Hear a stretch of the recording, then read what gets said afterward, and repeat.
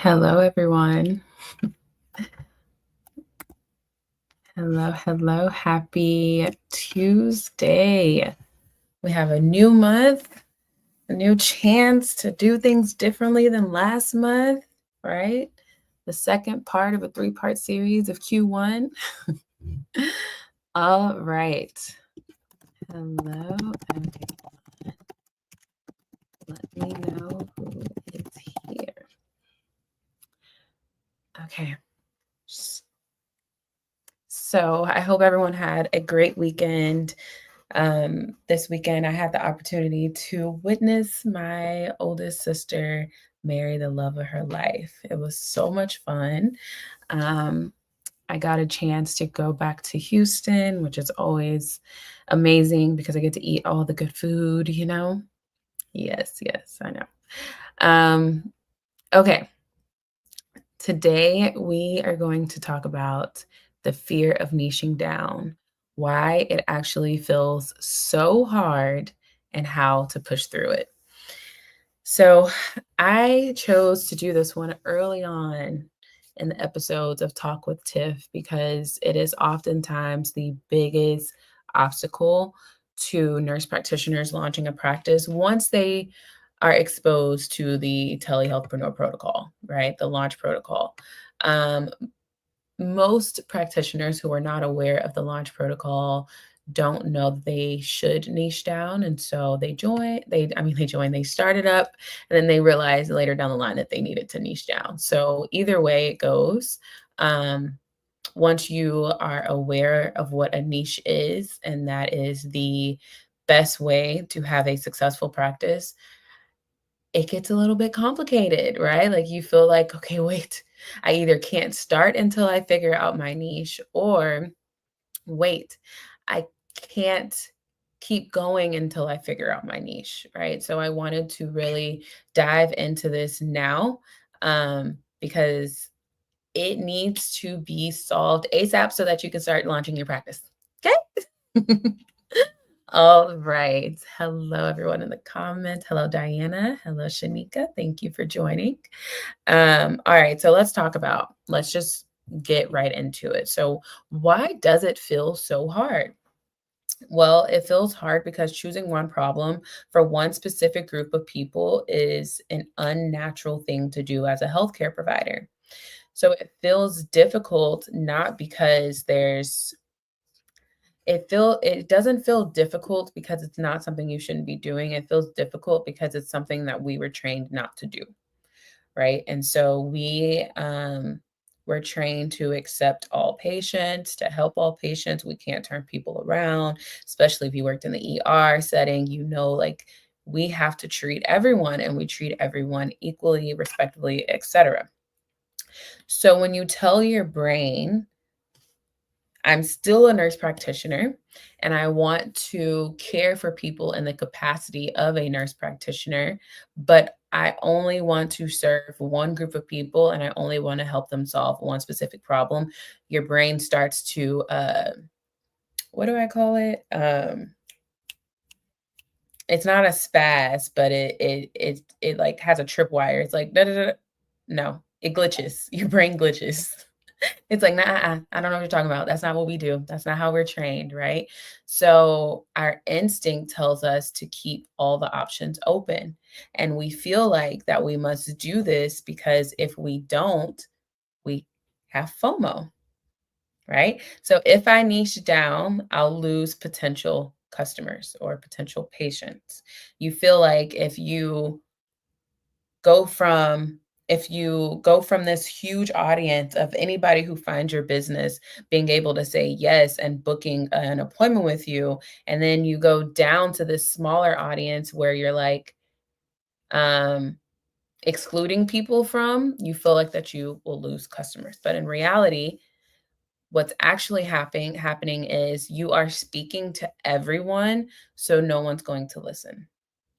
So if someone goes to your website and you have all this general language about health and wellness and optimizing your care and your quality of life and feeling the best version of yourself, but no one can really resonate with it on a deeper level because you haven't taken the time to decide who you're even speaking to, they're going to exit the page. There's too many practices that sound like yours. But if you instead take the time to become a specialist and identify the true pain points of your target audience, and then you use the words that they're using on a daily basis when they're talking to their friends and their family about what they're going through, then now you have caught their attention. I know every one of us have ended up on a website or someone's Instagram profile. And as we're reading the things that they're talking about, we're saying to ourselves, wow, I've said that before. Wow, how did they know that? Okay, so I'm not the only one who feels that way, right? Like if you've ever caught yourself thinking that subconsciously, I want you to go back to that page if you can find it and identify what they did to make you feel that way. Okay, because that's what you have to do on your content. And your content is your website, your social media posts, when you reach out to businesses for partnerships, when you go and speak to a group for free in order to try to get leads, like any of that is considered content. And when you do that, you have to resonate with your audience.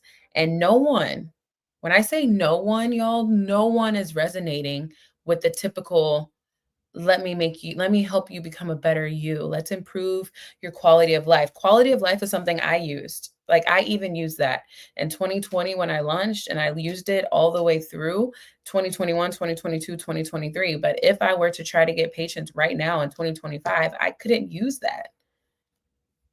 Right? It's too overused. Now it seems like it will look like that came straight off of ChatGPT. And it didn't. ChatGPT wasn't there in 2020. I came up with that myself, but that's what it would look like. Instead, I have to say, hey, you as a business owner, it's time for you to quit the bull crap and start taking care of yourself. You're putting so much energy into your business that you are neglecting your health. And what's going to happen when your health declines? What's going to happen to that business? So the way to give your business the best chance is to take care of your health. Come on over here, let me help you. Right? So I would use such different language than I used in 2020 because the market was different. When you go to a medical provider's website, do you resonate with words like that? Wellness, optimize your health, quality of life. What's the other words that people use? Convenience, healthcare. You don't have to leave your house. We know all of those are benefits of telemedicine now. So now it's not about convincing people that telemedicine is good. The people who are looking for your practice, they already know telemedicine works. So we don't even need to waste beautiful real estate on our website telling them how convenient telehealth is. We need to really focus on who we are speaking to, the specialists, right? We need to really focus on what will they listen to. Okay. The money myth. I'm not making money, so I need to offer more. Now this one this one is something that is usually actually the first thing people do. You add more services to reach more people. Okay, so you start out as a telehealth practice that is focusing on weight loss. Weight loss is always just the easiest. It's one that everyone understands, heard of, or is doing. So you start out with weight loss, and then you're like, oh my gosh, I can't get any weight loss patients because the market is so saturated. I can't compete with these prices that the huge telemedicine practices are offering. So I think that I now want to start adding hormone therapy, or I now want to start adding IV therapy, or I want to open up a brick and mortar and start doing aesthetics. You do not have a service problem. You have a messaging problem. Okay. It's not the service that's not selling, it's your messaging that's not selling. If it was the service, then those other practices wouldn't be successful either. right? There is some truth in practices like those huge telemedicine practices having lower cost is the reason that they're getting patients. But it also is true that their lower cost messages their lower pricing messaging. Their messaging matches their lower cost. Because there are people, I'll give you a real life example.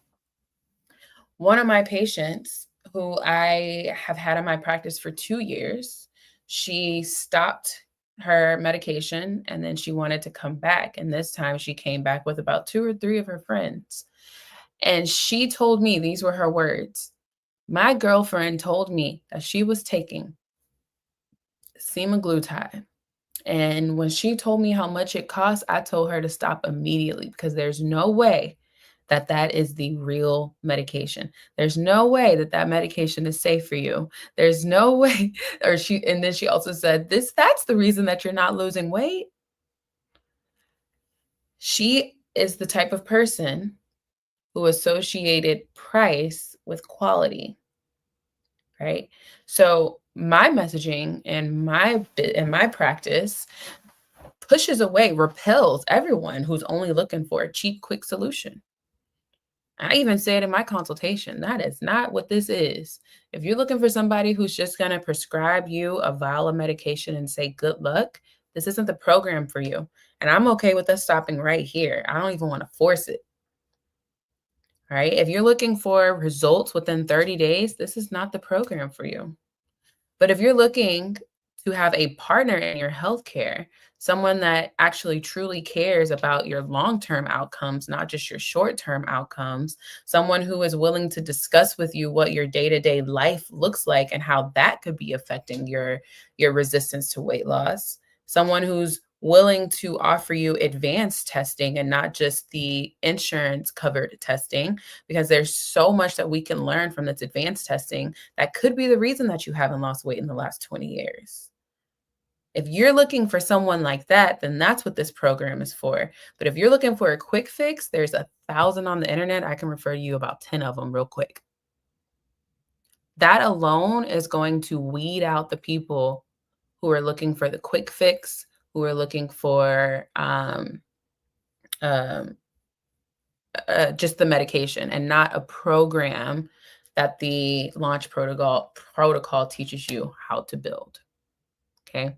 So when you are laser focused on solving a specific problem, the people who are looking for that specific solution will have no choice but to say, hell yes, you are who I've been looking for, right?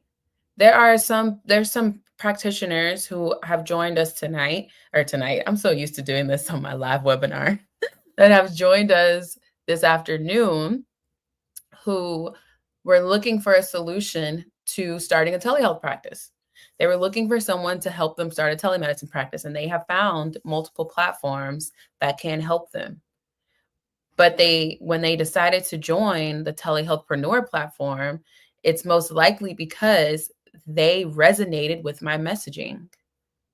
I did so much research on my target audience, which is nurse practitioners looking to start a telehealth practice. I did so much research on that particular audience that I get people who say, hell yes, immediately.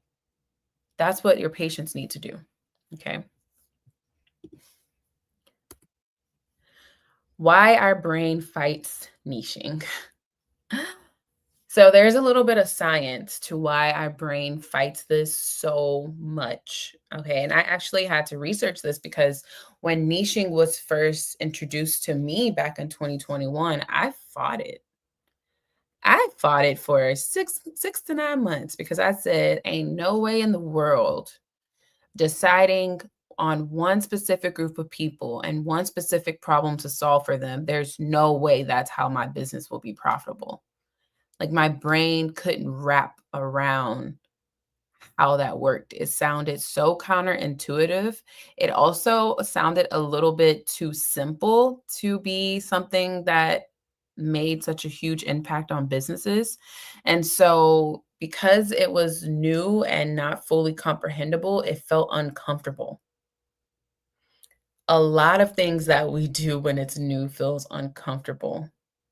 And I need you to go back to your bedside nursing days when starting an IV was new, when putting an NG tube in was new, right? When pulling a chest tube out was new, when doing wound care was new. All of that, at least for me, I'll speak for myself. Every time I had to do those things for the first time or even the second time, I felt a little bit anxious. I felt uncomfortable doing it. But the difference in that time is that uncomfortable didn't feel wrong because I literally had someone right next to me, my mentor, my preceptor, or my clinical instructor right next to me saying, "This is what you should be doing." But just because I had them there saying this is what I should be doing doesn't mean that I did not feel uncomfortable doing it. I did. So don't confuse fear with it not being the right move. Okay. It's okay to have a little bit of fear and uncomfortability because it's new. You just have to retrain your brain to turn that into a positive feedback loop as opposed to a negative feedback loop that gets you into analysis paralysis. Okay. So instead, I feel uncomfortable because I'm doing something new, which is helping me grow. All right. The fear of commitment. Okay. I also hear this a lot about niching down. What if I choose the wrong niche, Tiffany? Right? Like, if I go ahead and say that I want to treat women, I want to treat postpartum women who are looking to lose weight, but they're also nursing. And then once I get into that niche and I start working with them, and then I realize, you know what, this isn't really my type of people. And then I have a couple of patients who are actually 2 years postpartum, they're no longer nursing. Their hormones are naturally starting to balance just a little bit, so they're starting to see the light. They're getting their pink back. I worked with them and I really, really enjoyed it. That's who I want to start working with more closely. It is okay to change your niche. As a matter of fact, your niche 9 times out of 10 will change as you get experience with working with people in this capacity. Okay. So, like, the capacity of working with someone at your full time job will always feel so much different than working with them in your private practice. In your private practice, you make the rules, you determine what that relationship looks like, you determine the ways that you want to help that patient. And so, because of that autonomy and that independence and that confidence that you must have, the relationship naturally evolves differently. All right. And so you may love women's health at your full time job. And then one day a woman asks, "Can my husband be seen by you?" And you say yes. And you enjoy that interaction. And then another woman asks, "Can my brother be seen by you?" And you enjoy that interaction. And then you get a lot of good feedback from those men. And maybe they refer some men to you. And then all of a sudden you're like, there's something about me and men's health. Maybe that should be my niche. And so two things can be true. Three things can be true. You don't have to shut down a women's health practice to now start a men's health practice. That's the beauty of being virtual, baby. All you got to do is pop up another website, keep the same business name, apply for a new doing business name or also known as name. Some states require you to do that, some states don't. But all of it can be under your same LLC or PLLC, and now you have two niched focused practices. That is okay. But what's not okay is for you to start like that. And the reason it's not okay is because you don't know. Wait, no, it's not you don't know. It will be very difficult for you to give your all into 2 places at one time when things are so new. So if you want to do multiple different niche down practices, like I just gave that example. So now you have a women's health practice and a men's health practice. Your women's health practice should be almost um, self-run. It should have so many processes and operations that it's kind of running on its own before you decide to launch this men's health practice. Okay. Now, Ashley is asking if someone changes their niche, do they need to rebrand? I'm going to stick to the same example. I have a women's health practice. Men start coming to see me, and I'm like, oh my gosh, I want to do men's health. I have a decision to make. Do I want to keep my women's health practice because it is doing well and I can keep it there and I only have to give about 3 to 4 hours to it for it to keep running? And then I can build this men's practice all the way up, just like I did my women's health practice. And then I can have 2 fully functioning practices, right? All under the same umbrella business name. I just use DBAs to start them. Or I can say, I really don't enjoy women's health anymore. I'm just going to completely change to men's health. If you decide that, yes, you do need to rebrand because all of your copy, all of your posts on social media, your email marketing, your website would have been targeted to women, and now it needs to be targeted to men. Okay. So you are not committed for life to one niche idea. I actually changed. Well, I don't know if I changed niches as much as I did not have a niche to start with. And then I thought about the type of patients that I absolutely enjoyed working with in my private practice.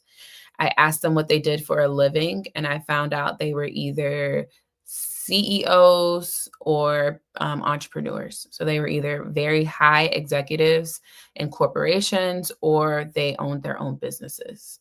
And that is how I decided to target CEOs and entrepreneurs. And so when I did that, I had to go and create a landing page that was specific to them. So I no longer talked about, remember, I wasn't niche down, right? So some of you are in this boat.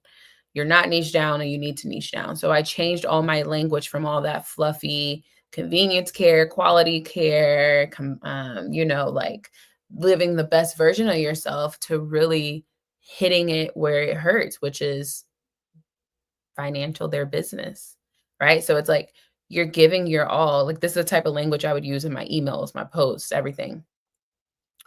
You're giving your all, working 12-hour days to solidify your family's financial health while sacrificing your own. What will your family do if you're no longer there to bring in their finances?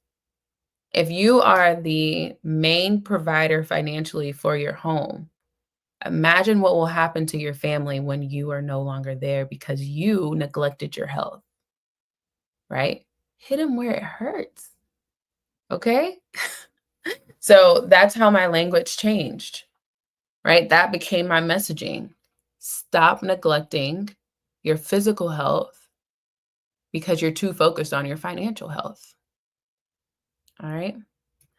So, my action step for you is to start with the niche and refine it as you grow. Sitting at home in front of your computer, going through niche after niche, prompt statement after prompt statement, position statement after position statement, going through those over and over and over again for 6 weeks is not going to get you any closer to making money than just choosing a niche, starting, and then adjusting as you see fit as you go. The best learning tool you can have is experience. Okay. So if you work with a mentor or you join a course or you learn from someone, you're learning from their experience, right? So second-hand experience. You do that to avoid some of the biggest mistakes and errors that they made to get you there faster. Once you get there faster, now it's time for you to make your own mistakes. Now it's time for you to get your own first-hand experience. That's the only way you'll know what actually works for you. Okay. All right. The other reason that it feels fearful, that you may be fearful of niching down, is a lack of examples and uncertainty. A common thing that I hear is, I don't see others doing this, and so I don't know if it's going to work. Right? And you may feel like that. I have this great example, but when I went on the internet to find other practices doing it, I didn't see it. Every successful business started by carving out its own lane. It is actually good if you don't see anyone doing it. Okay. In marketing, they use the analogy, not analogy, but like a metaphor of blue waters and red waters. So when there's red waters, it's because there's so much food in one area of the ocean that when a predator comes, they're all fighting over the same prey, right? So like if a shark comes and there's a school of fish and there's 3 sharks coming, there's going to be a fight for that prey.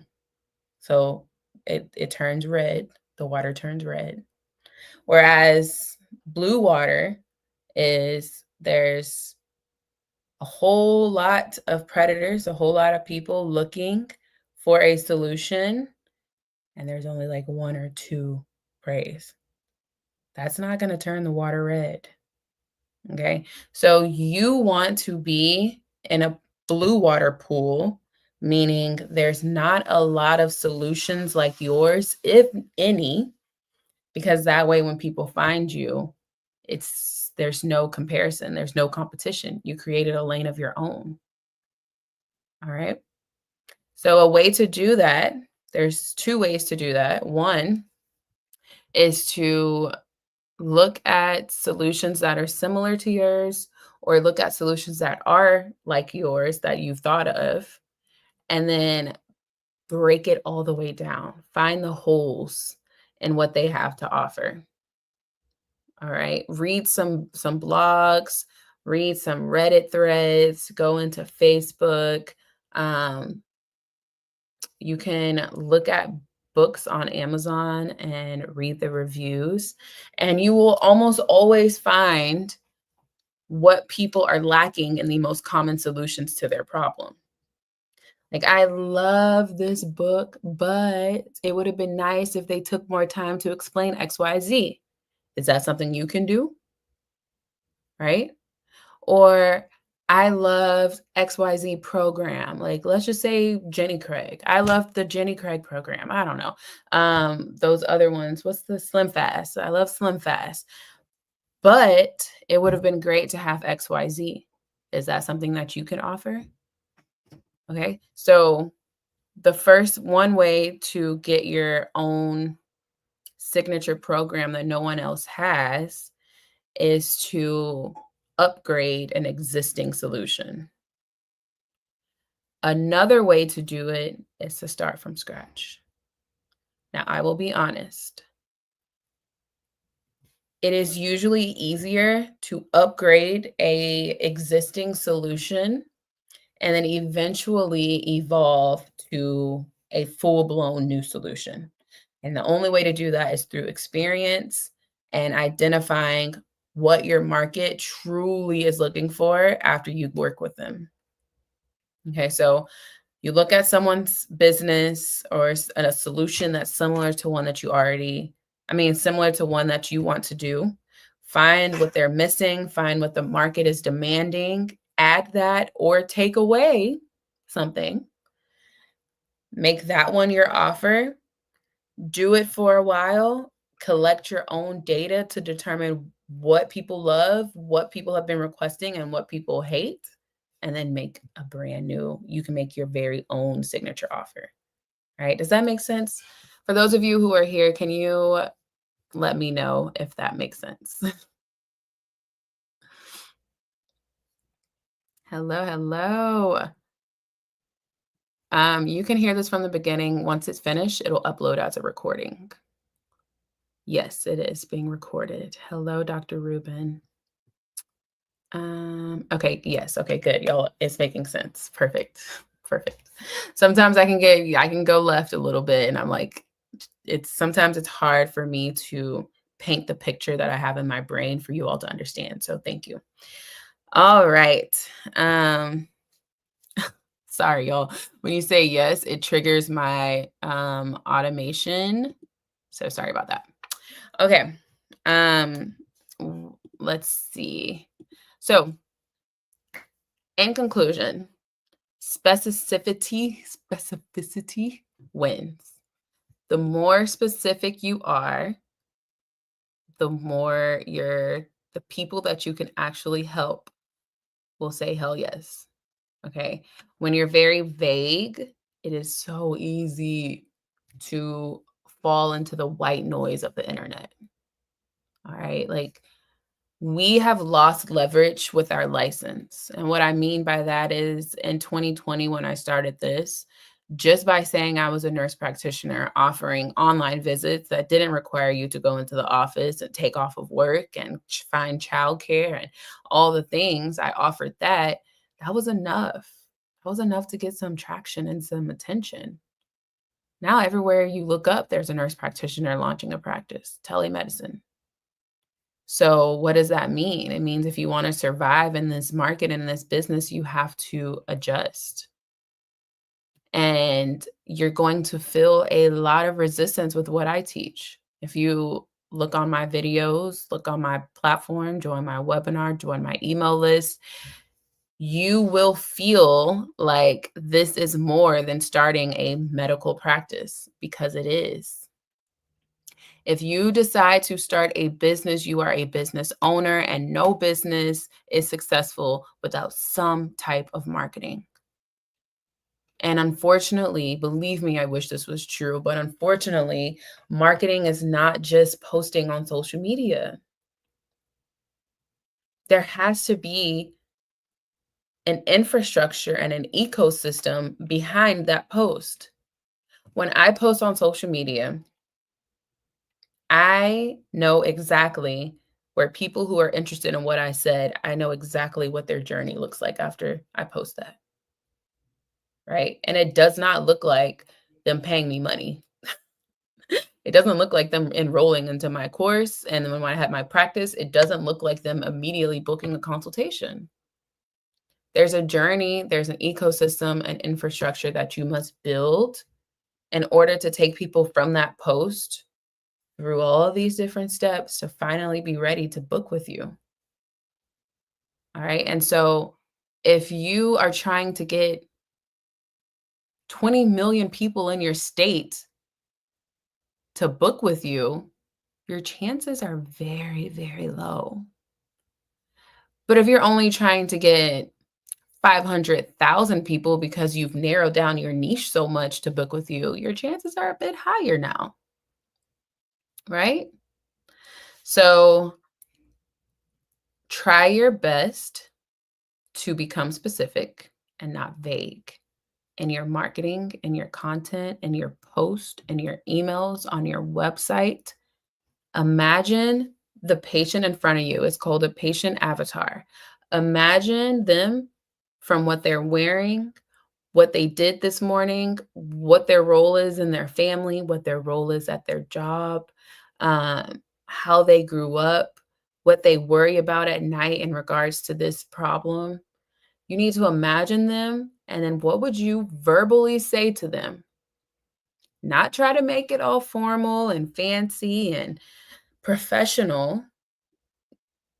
People are buying from people. They're not buying from businesses. And when you do all of that professional, perfectly polished words, it makes them feel like that they're buying from a business.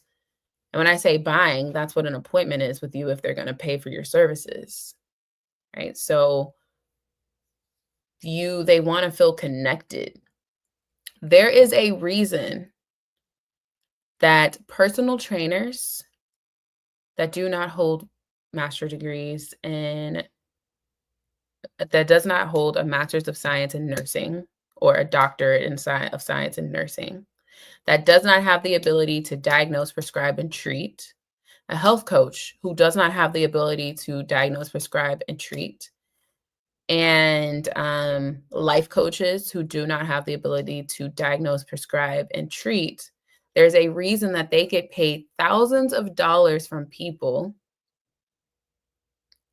because they have learned, they are trained how to market themselves as a solution to a problem that people are searching for. They don't get people asking, "Do you have can I use my insurance?" And the only reason that that doesn't happen is because when they are taught to start their own practice on the side, where it be a practice of personal training, practice of nutrition, a practice of health coaching, life coaching, when they're taught that, they're taught to niche down. They're taught to choose a specific group of people so that their marketing screams out at them. Fortunately, we weren't taught that because we were never taught how to start a business. We were never taught how to niche down in order to help a specific group of people and increase the chances of our revenue growing significantly. Okay. So I'm here to teach you though. And I know you're going to have some resistance to it, but you got to do it. Okay. So final takeaways from this session is that fear of niching down is normal, but it is necessary for growth. A well-defined niche helps you stand out and attract ideal clients. Your niche isn't permanent. It evolves with your business. Another thing is just because you niche down doesn't mean you have to say no to people. If you want to help people who reach out to you who are not within your niche, that's perfectly fine. My niche for this platform are nurse practitioners. But you better believe I have physician assistants and physicians in my programs because my messaging resonates with them no matter what their certification is. Okay. But just because I had someone who's a physician assistant or a physician join my program, that didn't make me say, "Oh, I want to change my whole niche." No, I still want to serve nurse practitioners. I still want to market exclusively to nurse practitioners. But if other practitioners understand my messaging and it resonates with them, absolutely, I will help them start a telehealth practice. All right. So you don't have to say no to people if you don't want to. But also, what you're doing is just repelling people who don't resonate with your messaging anyway. Okay. Clarity wins. The more specific you are, the more people will listen. All right. How can we contact you or connect? You can email support@telehealthpreneur.com. I am happy to connect with you. Um, how do you share your presentation while on Facebook Live? I actually use StreamYard. So StreamYard is a platform that lets you go live on multiple social medias at a time, and you can share your screen. So then I'm able to share my presentation. Love it. Love it down. All righty. Any questions that I can answer? I'll give y'all time to throw it in the chat. If so, if you joined a little bit late, you can definitely catch the replay. Wherever you're watching it, the same link just turns into the replay. So after I end it, it'll turn it into it. Did I miss any? You're welcome. Thank you for joining. Oh, how do you advertise your practice? I think this is how I advertise it. Niching. Once you niche down, then you find where your niche hangs out and then you put your business in front of them. So partnerships. So if you identify, okay, let's use professionals. Let's use entrepreneurs and CEO executives as an example. So I started going to their networking events, right? I found networking events on Facebook events. It's a good place. And then also Eventbrite. Okay, so just go search, put in your hometown or wherever you want to do this event, search the city, and you'll see all of them. A lot of them are free. Some of them you have to register and it's like $10 or whatever. And I would just go and I would bring small little business cards, but I also had a virtual business card on my phone that looked like a QR code. And so a lot of people don't keep up with an actual physical card. So I would just have them scan the QR code and then it would pull up my virtual card and they would just screenshot it real fast. You could also, if you're like a women's health practice, then you would think about where do women hang out, hair salons, nail salons, makeup. And then you would ask if you can send an email out to their email list if they have one. If they have a big Instagram following, can we collaborate on a post? If it's a program like a nutritionist, a lot of nutritionists, they host live events where they'll host like luncheons and then they educate you at the luncheon and it's their way of getting clients. You can ask to collaborate on a luncheon. So a lot of it has to do with not just blindly marketing. When you blindly put your money to marketing, you lose it every single time. But if you're strategic about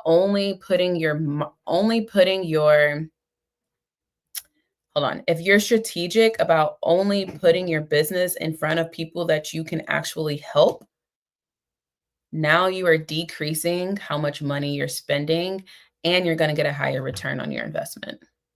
Okay. I have to go remove that comment. Okay, cool. All right. Thank you for all of your great info. Your methods have really helped me set up my practice. How do you feel about radio? That's awesome. Congratulations. Is this Jesus or is this someone who is in my program?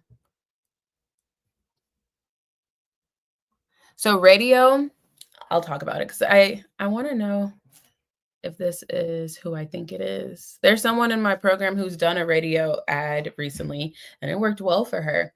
But I will say that you would need to, radio is good. I still stick to the fact that you need a way to catch leads in your ecosystem. So if you're doing a radio ad and the website that they go to from the radio ad is just like your homepage, in my opinion, that's not a really good way to capture leads.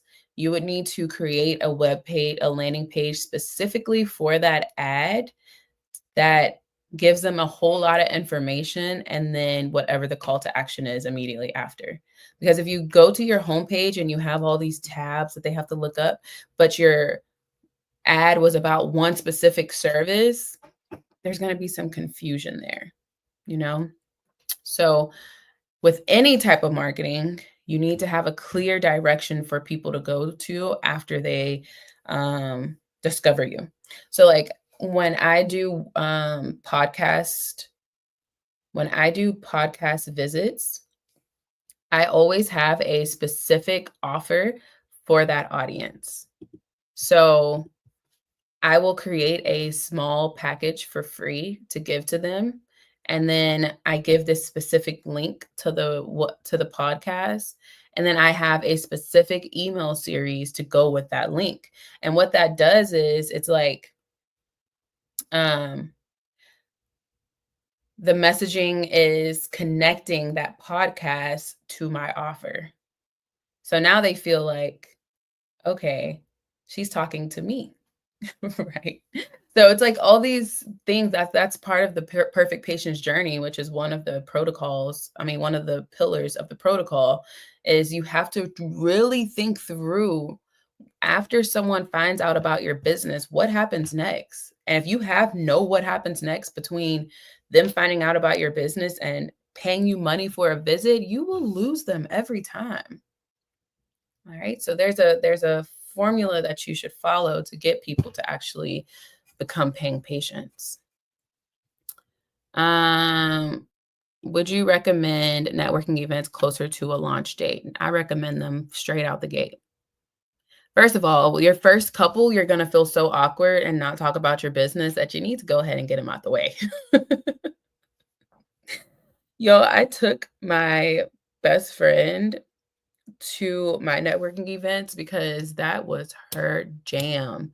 Me, not so much. So I kind of stood in the shadows and watched how she would bring up in conversation, like what people did, what I did, how I could help them, how we can connect. I kind of like watched it from afar. And then I started slowly feeling comfortable enough to talk it out. So if you're waiting till you are about to launch, I say it might be too not too late, but as we discussed in a past episode of Talks with Tiff is realistic expectations. And it's going to take about 3 to 6 months for you to start getting word of mouth referrals. And so you might as well start that as early as possible. So as soon as you have a general idea of what you're going to start doing, start reaching out. All right. And if you're in my program, then you know how to start a landing page with a lead magnet. Start sharing your lead magnet. Get you an email list going. Okay. All right. I'm gonna do a few more. Any major issues in opening a practice in Texas? The biggest issue, not major issues, no. The biggest thing is you can only practice within your certification. So like if you're a family NP, you need to practice within family, and then you can't do aesthetics without, um, you can't do an aesthetic practice without a MSO. But if you're just doing regular telemedicine, no. It's just so expensive. I don't know if it's worth it. That's why I'm asking you. Have to sign up for 3 to 5 months per contract, and that's a startup 500 per month is crazy. No, don't do that then. No, no. Start making money first. There's way more ways to advertise on a smaller scale in front of smaller audiences before doing that. I would only do that if you truly do have $500 per month extra to spend. All right. So market in front of use Facebook groups, use actual in-person events. See if you can be guest speakers in front of groups that hold your audience. Don't shy away from like collaborating on a live stream, like a live Instagram or a live YouTube. I went live on YouTube with Crystal the NP, and I still get people who join my program from her, and that was 2 years ago. All right, so SEO is real, search engine optimization is real, and so if you do a live stream that is recorded and they post it, it's up there for years for people to keep finding you from it. All right, so think outside the box a little bit. Uh, Good. Thank you for the marketing ideas. I need to niche down. The thought is daunting and this helps so much. You're so welcome. All righty, y'all. That is my time. Do something today that your future self will thank you for. Thank you for joining me live. You can catch the replay on this same link. And send me a DM or an email if you have a topic that you'd like for me to cover. I think I truly like doing these, especially when you all show up live. All right, you have a great rest of your week. Bye.